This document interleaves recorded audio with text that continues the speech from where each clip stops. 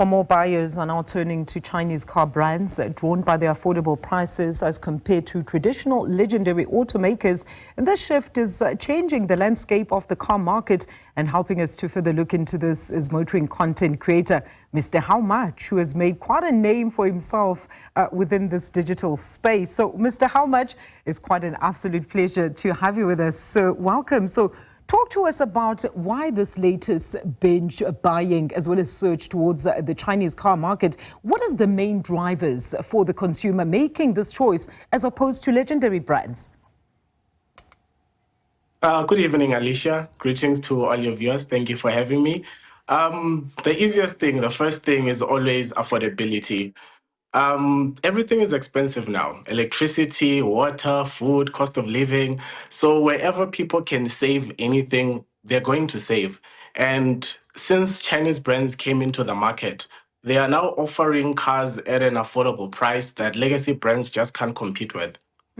Very interesting indeed. I've seen some of your reviews on some of these cars, and I must say, Mr. How Much, well, I know your name, so I was about to call you your name on air, but if you're willing, you can share your real name. It's okay. Mr. Bongani. So some critics still questioning, right, the reliability as well as the resale value, right, of these Chinese vehicles. Are these concerns still valid, or are the new models actually proving, in fact, otherwise? Yes, they're definitely valid. I mean, when trying out something new, you're going to have some concerns, you know. There are pros and cons to both sides. There are some people who buy these cars and the after-sale service is not that great. They struggle to get parts. They have some issues with reliability. But over time, we've seen how these Chinese cars have been improving. They're offering longer warranties. At the top of my head, a Haval 86 comes with a 7-year, 200,000 kilometer warranty. Imagine. So even if you had your doubts, you'd be like, okay, 7 years, they got me. I'll be sorted until 2032. Meanwhile, legacy brands are offering you 3 years or something short like that. So to try and put people at ease, they are offering longer warranties. Their cars are getting stronger. I mean, it's no secret, Chinese cars at first were not exactly the best. They're not reliable, but they're improving. Like, they're growing in leaps and bounds. And in a few short years, we've seen them go from you drive a Cherry to, oh, which one are you driving? Absolutely, Bongani. I mean, it's quite interesting, right? Because with legacy brands, there's been quite a lot of furor around the fact that you've actually had to pay more just for some of the basic features that come with the Chinese models. We've seen a rise, right, in tech features and bold designs from the Chinese brands. Are they simply offering more value for your money, or do you think they're starting to set new trends within the market, resulting basically in fair market competition, specifically here in South Africa? I have to say they're doing both. You know, when they came in, it was all about undercutting the competition, coming in at a more affordable price. And I have to say, to some extent, I don't think the legacy brands took them seriously. But just looking at this past month's, the vehicle sales of the last month, top 5, yes, you have your legacy brands, but number 6, you've got GWM, which makes Haval.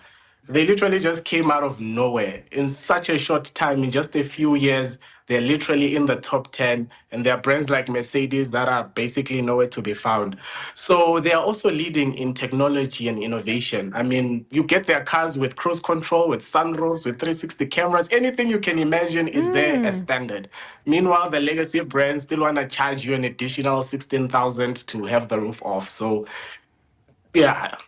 Quite interesting indeed. I mean, I waited 8 months for a specific German car part to actually arrive when the Ukraine-Russian war actually began there. So there's been a lot of concern around that as well, Mr. How Much, about the parts, the accessibility to parts. But we see the Chinese markets are actually coming into South Africa and investing in their infrastructure and actually building some of their manufacturing plants, which is going to make it basically much easier to actually acquire such a car. Yes, no, they're definitely, I mean, just the dealer network has improved greatly. You could go to where you used to find ABC brand, but now you'll find half of it is now a Chinese brand. Like, it's happening throughout the country, throughout the provinces. So they are getting a large footprint and a big dealer network.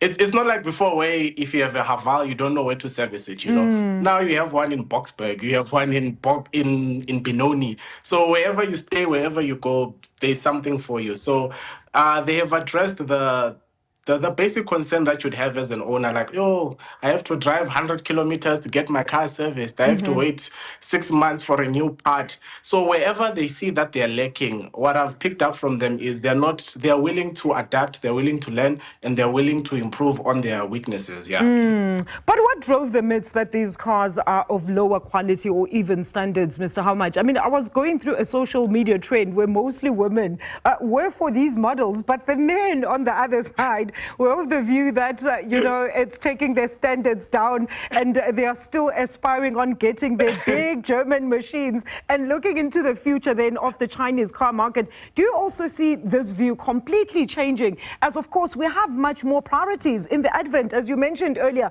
of the current high cost of living and the high unemployment rates in the country?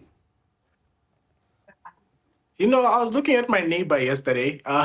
He used to drive a GTI. I noticed he's now driving a Haval, and he looks happy. Eh? He doesn't mind.